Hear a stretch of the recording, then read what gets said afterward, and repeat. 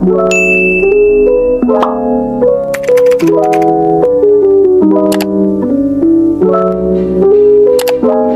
hi guys! Welcome back to my YouTube channel. By the way, I am Christine Salazar, your sales executive here in Peak Motors sa Abad Santos. And in this video, I'll be sharing with you the 2025 Montero Sport. So in this video guys, malalaman natin kung sulit ba yung upgrade for this unit. And ipapakita ko rin sa inyo kung ano-ano ba yung nabago dito sa ating 2025 Montero Sport. So abangan nyo na rin guys kung ano yung update sa ating prices, promo, discount, and mga exclusive freebies na ipinamimigay namin dito sa Mitsubishi Abad Santos. So let me know your thoughts guys in the comment section below kung sulit ba ang upgrade nitong ating 2025 Montero Sport.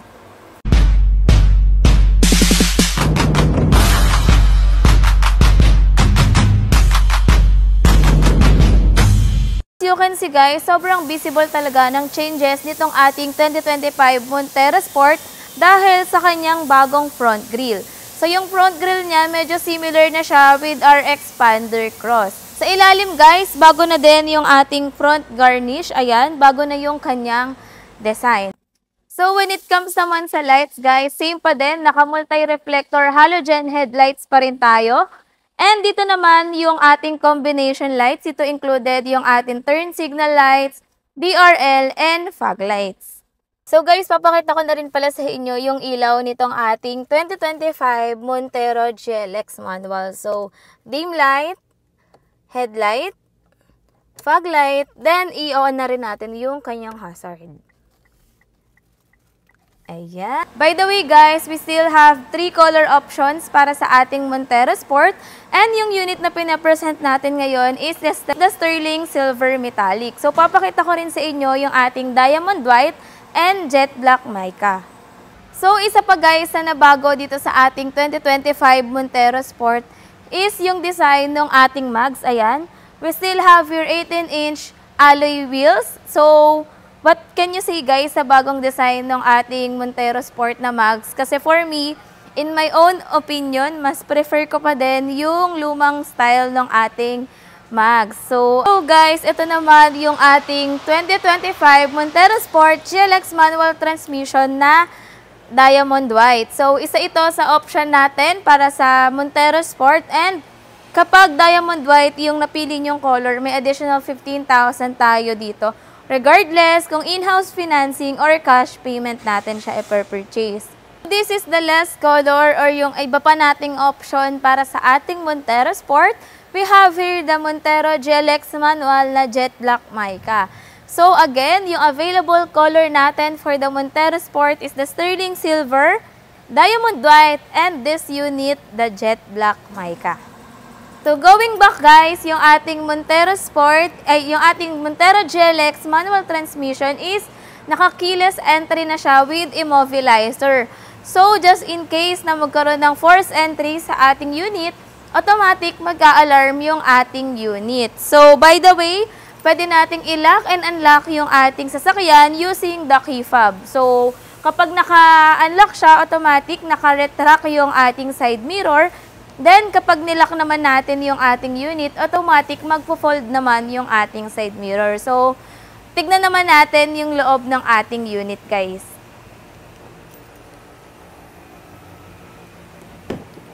So, dito naman tayo, guys, sa loob ng unit natin na 2025 Montero GLX manual transmission.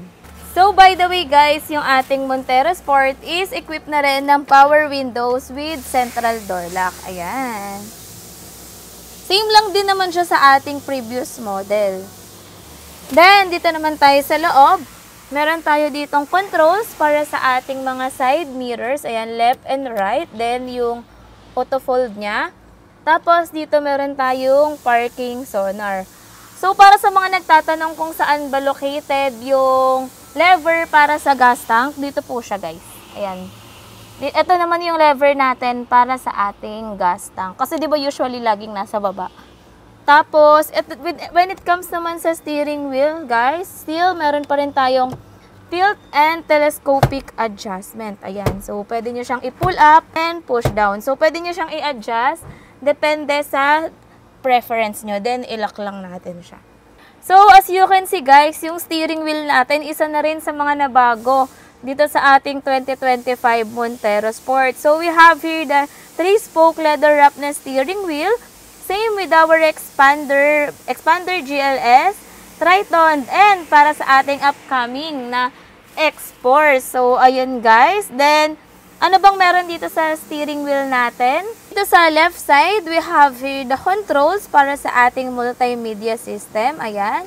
Then, on the right side naman, we still have here the cruise control, hands-free switch, and yung ating voice command function. May langaw pa sa loob ng unit. So, ayun guys, isa ito sa mga changes ng ating Montero Sport. Start naman natin yung unit. So, kailangan naka-neutral tayo. Then, tapak lang sa clutch. Yun. So, ito yung ating meter cluster, guys. Wala naman siyang naging changes compared sa ating 2024 na Montero GLX manual transmission. Ayun, sobrang init sa labas, 33 degrees Celsius. When it comes naman guys sa ating air conditioning system, naka-single zone with auto-climate control tayo. So, kung mainit sa labas guys or mainit sa loob ng ating unit, pwede nating pindutin itong auto para automatic mag-a-adjust siya sa temperature ng ating cabin. Ayan. So, sobrang init, automatic, sobrang lakas din nung fan speed ng ating aircon. When it comes naman sa multimedia system natin guys, wala naman siyang nabago or binago. Compared sa ating 2024 Montero Sport, still pwede tayo makapag FM, AM, and Bluetooth. So, yung ating head unit is also supported by Apple CarPlay and Android Auto. Hindi nga lang siya wireless, guys. So, kailangan pa rin natin ng data cable. So, dito sa baba, guys, yung controls natin para sa rear na aircon. Then, meron tayo ditong USB socket para sa data cable natin na pagkukonikan. Then, dito is, meron tayong 12 volts na power outlet. Yan, guys. Yung Montero GLX natin, guys, is a 6-speed manual transmission. Ayan. So, kung looking kayo ng 7-seater na pasok sa budget nyo, this unit is for you guys. Dahil for as low as 0 down payment, pwede nyo na itong ma-avail. Then, kung magka-cash payment naman kayo, nag-offer tayo up to 270,000 cash discount. So, imagine, yung SRP nga pala nitong ating unit is same with the 2024, 1,568,000. So, naka 2025 Montero ka na, pero still, yung presyo mo wala pa ring price increase. So what do you think guys? Okay ba itong bagong upgrade natin na Montero Sport? Pero bago ang lahat, hindi pa tayo tapos guys. You can see, meron tayo ditong mirror and meron na rin siyang ilaw. Then, yung ating mga dome lights, ayan. Ayan. Hi! So, yan guys, off lang natin. Then, meron tayong sunglass holder. Ito naman sa kabila, check natin kung meron ding ilaw yung ating mirror. Ayun, meron din siyang ilaw. By the way, yung ating unit is naka-dual SRS airbag na siya. Dalawa yung airbag niya, isa sa front and isa sa ating passenger. Ayan. So, ito yung videographer natin guys, si Joby Boy Palaboy, na sobrang itim na dahil galing pa po kami ng Palawan. Ayan. So, going back, yung ating Montero manual, meron na tayong dalawang cup holders dito and meron tayong center armrest. Ayan. Pwede nyo dito lagay yung mga barya-barya nyo and yung mga cards para sa mga RFID. So, dun naman tayo guys sa kabilang row. So guys, dito naman tayo sa ating second row. Ang seat material natin guys is naka high quality na fabric.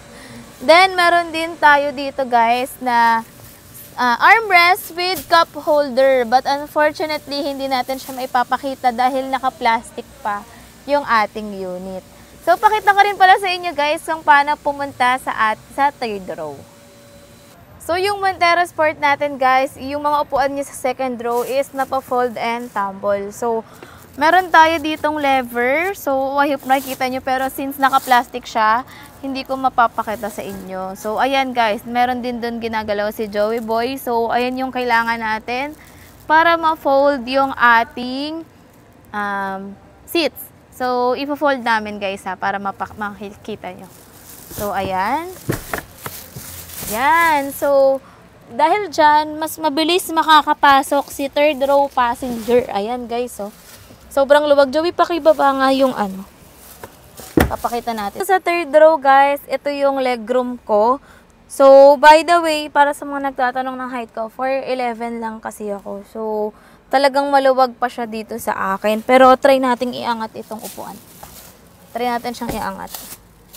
Joey, can you please, Ayan. Sobrang luwag talaga nito sa akin, guys, kapag ililin pa natin to. Ayan. Kapag nakalin pa yung second row, legroom sa akin, guys, since 4'11 nga lang yung height ko. Sobrang luwag pa talaga dito sa third row and sobrang comfy. Pero try natin guys kapag si Joey yung umupo dito sa third row para makita nyo yung difference niya. So guys, ayan, si Joey naman yung sa ating upo sa third row natin para makita nyo yung difference. Since yung akin kasi masyado akong maliit for that. So patingin nga ako ng legroom mo. Can you please show your POV? Ito po. Legroom ko. May plate pa rin. Saka hindi naman may hirap. Guys, dito naman tayo sa rear ng ating unit. We still have here the LED combination na taillights. Then, kung makikita nyo, meron pa rin naman tayo ditong reverse camera. So, yung ating Montero GLX manual, equipped din siya ng 4-eye parking sensor. So, for sure guys, napapansin nyo na rin yung ating rear bumper dahil bago na rin yung design niya for the 2025 Montero Sport. So, by the way guys, yung ating unit is equipped pa din ng shark fin antenna. Ayan. Guys, silipin naman natin kung ano bang meron sa loob nitong ating Montero. Sorry, sa likod. Ayan, wala pa rin namang pinagbago sa ating previous model. So, ito yung upuan natin na fold. So, paano ba guys i-fold yung ating third row seat? Unahin muna natin, hilahin itong lever. Ayan, para mag-fold yung doon sa third row. Then, ito naman, para mag-fold na siya completely. Ayan. So, fold natin siya parehas guys. Ayan. So, ito yung itsura ng likod ng ating Montero kapag naka-fold yung third row seat. So, napakadami nyong pwedeng i-carga dito, guys. Lalo na sa mga kababayan natin dyan OFW na madaming dalang bagahe and pasalubong. So, saan ba natin, guys, makikita yung tools and yung jack ng ating Montero Sport? So, located siya dito sa ating third row sa left side. Ito. Meron tayo ditong parang storage. Dito siya located. Ayan. Close na natin. So, ito dapat guys, isa to sa mga chinecheck nyo kapag nire-release yung inyong unit. Ayan. So, dito, meron din tayong additional storage. Ayan.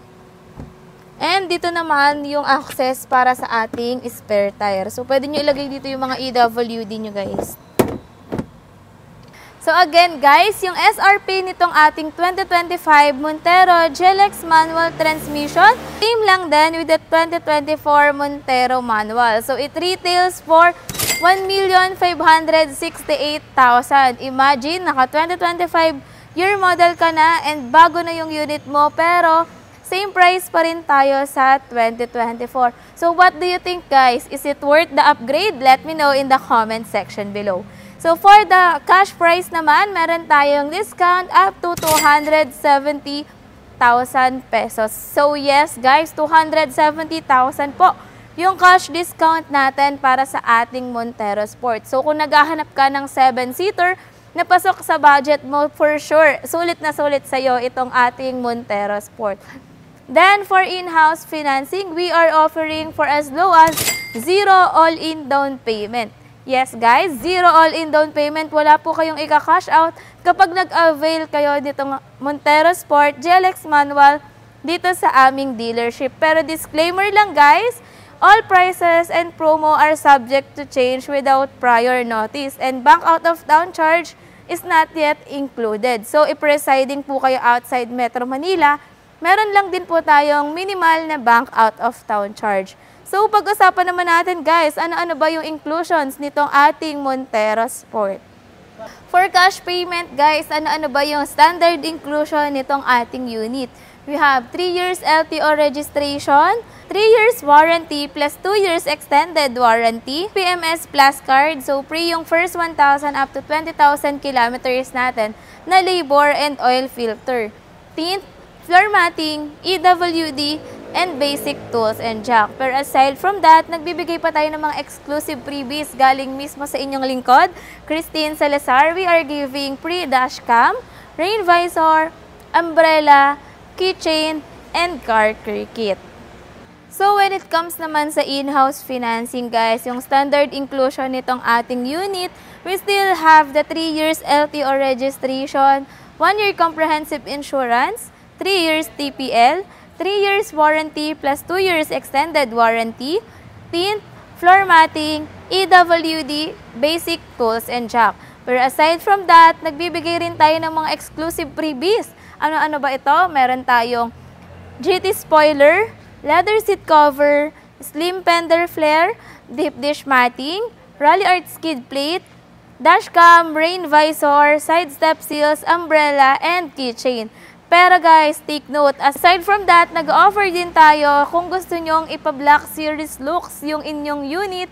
Pwedeng-pwede yan guys, just let me know and tawag lang kayo sa aking mga contact numbers indicated dito sa screen. So guys, what are the basic requirements when it comes to auto loan? Number 1, kung ikaw ay isang empleyado or locally employed dito sa atin sa Pilipinas, kailangan lang natin is 2 valid IDs, proof of billing, COE, or latest 3 months payslip. What about naman, Christine, meron akong sariling business.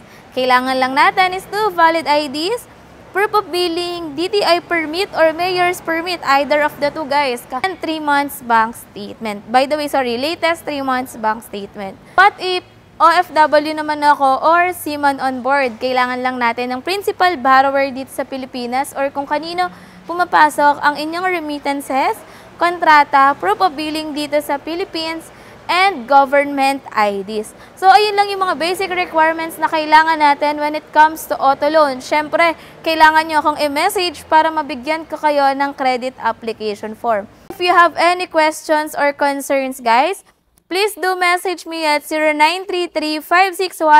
0933-561-5981 or pwede nyo rin akong tawagan sa aking Facebook Messenger, WhatsApp, Viber, and even Botim.